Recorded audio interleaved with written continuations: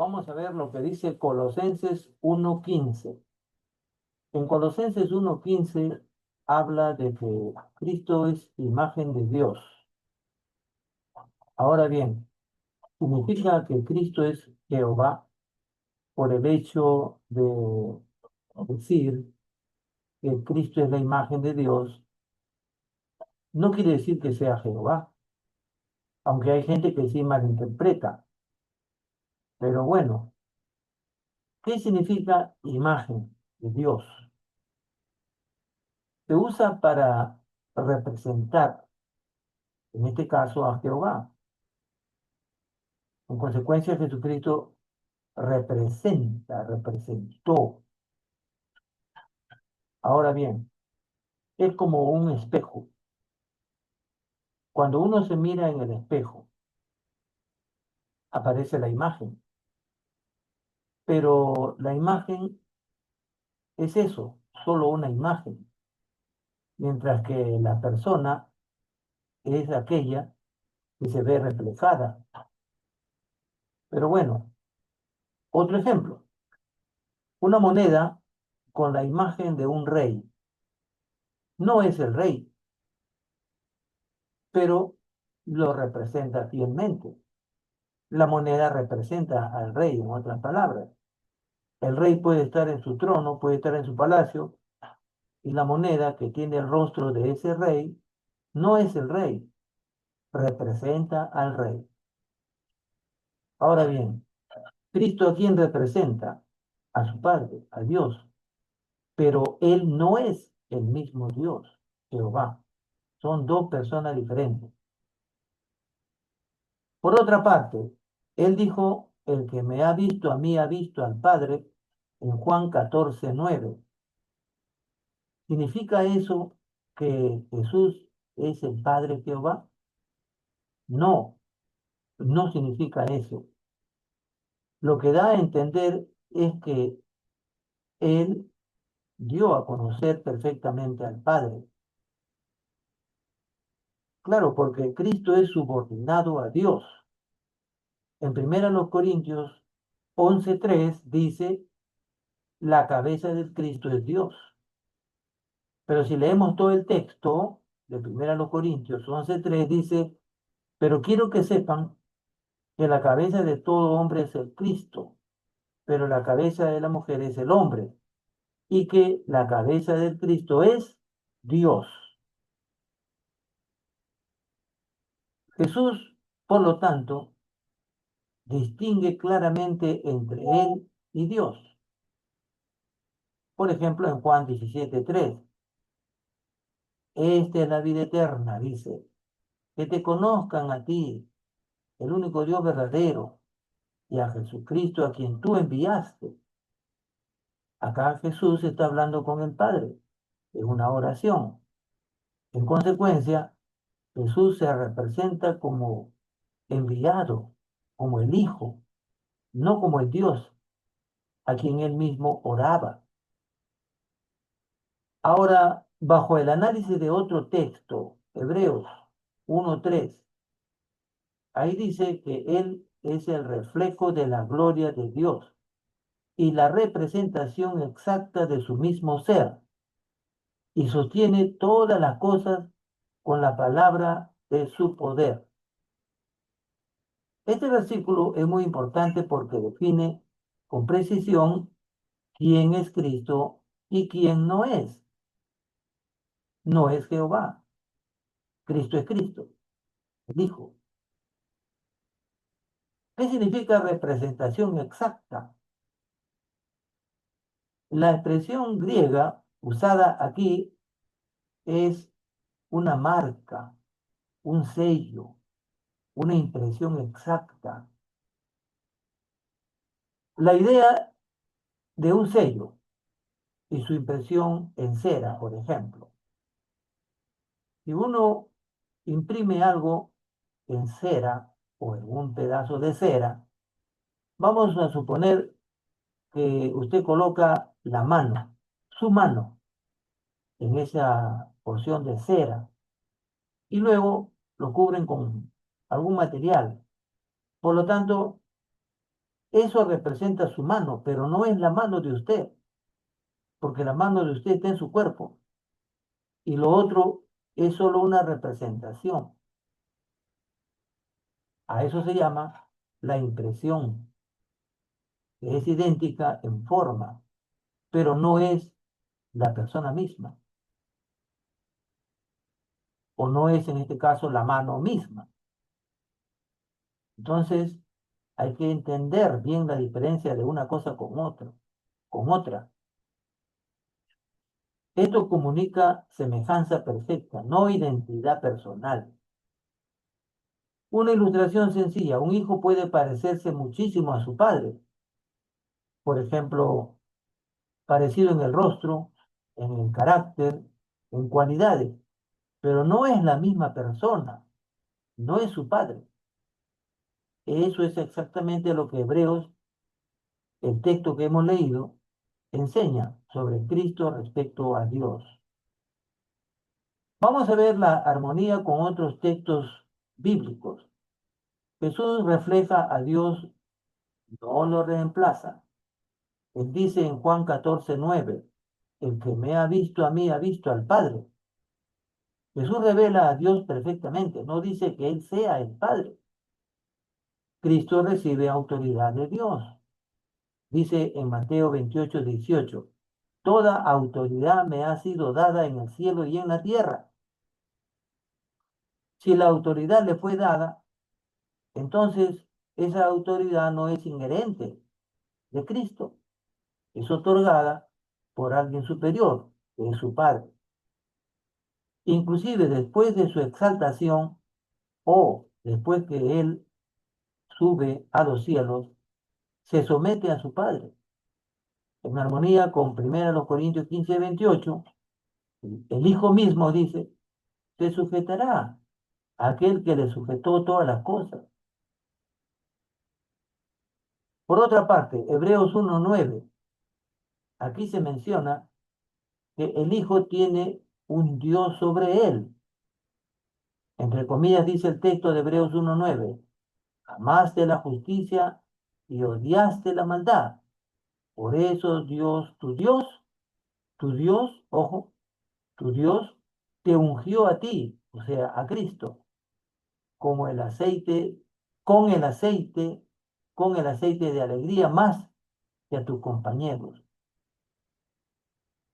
Claro, Jesucristo fue el primero en ser ungido por su Padre para tener acceso al cielo, así como los demás que tuvieron en su debido momento, coherederos junto con Cristo, los 144.000 ungidos.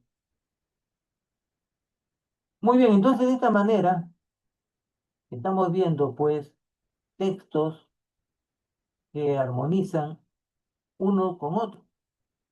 Por ejemplo, Jesús nunca se presenta como Jehová. Él dice, el Padre es mayor que yo en Juan 14:28. Entonces, ¿de dónde sale la creencia de que Cristo es Jehová? Si analizamos Juan 20:28, uno de los textos más citados para afirmar que Jesús es Jehová, veremos qué dice y qué no dice y cómo armoniza con todo el Evangelio. Se trata de Tomás. Entonces Tomás respondió y le dijo, Señor mío y Dios mío. Eso le dijo Tomás a Jesús. A primera vista parece una declaración directa de que Jesús es Dios, pero el análisis bíblico, lingüístico y contextual muestra algo más preciso. ¿A qué me refiero? Tomás acaba de ver al Jesús resucitado. Recordemos que Jesús ya había dicho, subo a mi Padre y a vuestro Padre, a mi Dios y a vuestro Dios. Juan 21. Por lo tanto, es muy importante, que acá se demuestra que Jesús tiene un Dios. Y esto ocurrió días antes de la exclamación de Tomás. Si Jesús fuera Jehová mismo, esta afirmación sería imposible. Claro, ¿qué está diciendo Tomás en realidad? Tomás no formula una definición teológica, sino una exclamación de reconocimiento. O sea, la expresión es una forma típica de confesión reverente, no de tratado doctrinal. Tomás reconoce que Jesús es su Señor. Jesús representa plenamente a Dios. Eso debe quedar claro y eso lo sabía Tomás. En consecuencia, ¿qué significa Juan 20:28? Significa que Tomás reconoce en Jesús al Señor resucitado, al representante pleno de Dios, a quien refleja tan perfectamente que puede ser llamado mi Dios. Así lo llamó, pero aludiendo a Jehová y que Jesús lo representa.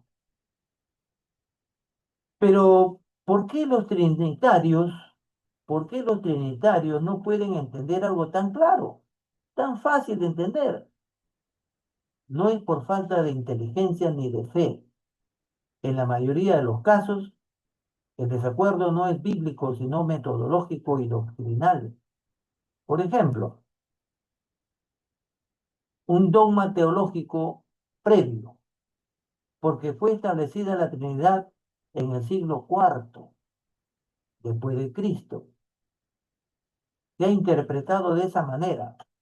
Así lo interpretaron la Iglesia Católica con los llamados padres de la Iglesia. Ahora bien, pasó el tiempo, entonces hay un peso de tradición y muchos trinitarios sinceros aprendieron la Trinidad desde niños.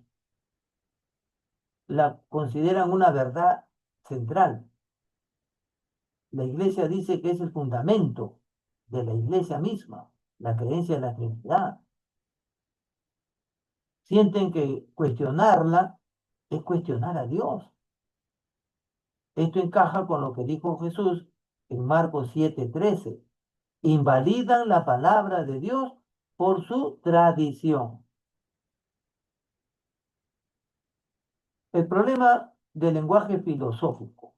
Aquí también hay filosofía, claro, porque hay una influencia de los griegos, porque culturas antiguas tenían dioses trinos, dioses de tres cabezas.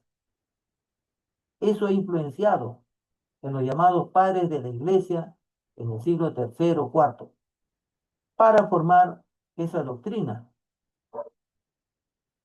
En consecuencia, un principio básico de interpretación es: lo claro explica lo oscuro, no al revés, pero el trinitarismo hace lo contrario. O sea, en otras palabras, utiliza un texto que aparentemente sostiene la Trinidad, pero derrumba textos claros. O sea, ellos quieren con la oscuridad llegar a la luz, cuando es al revés. La luz hace que lo oscuro quede claro. Bien, de esta manera estamos viendo en consecuencia que la Trinidad es un factor emocional y comunitario, o sea, de comunidad. Aceptar una lectura no trinitaria puede implicar conflicto con la Iglesia, pérdida de identidad religiosa, rechazo social o familiar. Lo que es peor, se ven amenazados con la enseñanza de los testigos de Jehová. Ellos se ven amenazados, que van a perder algo si creen lo que dicen los testigos de Jehová con la Biblia en mano para derrumbar esa doctrina, y les da temor. Más fácil es ofender a los testigos de Jehová con su doctrina, con la cual han crecido, o le han hecho creer usando textos que realmente no demuestran que Jesús es el mismo Jehová. Muy bien, pues, de esta manera finalizamos esta explicación, pero vamos a concluir con una palabra que se llama hermenéutica. ¿Qué es la hermenéutica? La hermenéutica es el conjunto de principios o reglas que se usan para entender ¿Qué quiso decir el autor? Según el contexto histórico, según el lenguaje original y el conjunto del mensaje. En consecuencia, no se trata de agarrar un texto y dogmatizarse con ese texto, como por ejemplo cuando dice yo y el Padre somos uno, o lo que dijo Tomás, o cosas parecidas. Jesucristo se identifica como el Hijo de Dios. Esa es la verdad absoluta. Él no dijo yo soy Jehová, nunca lo dice así. Pero es la Trinidad los que sí alegan eso. Por lo tanto, de esta manera, para entender los textos de la Biblia, hay que usar pues el raciocinio. ¿Por qué? ¿Cuándo? ¿Para qué? ¿De qué? ¿Cómo? Etcétera. Bien, esperamos que esto haya sido algo claro y de esta manera me despido hasta otra ocasión. Nos vemos.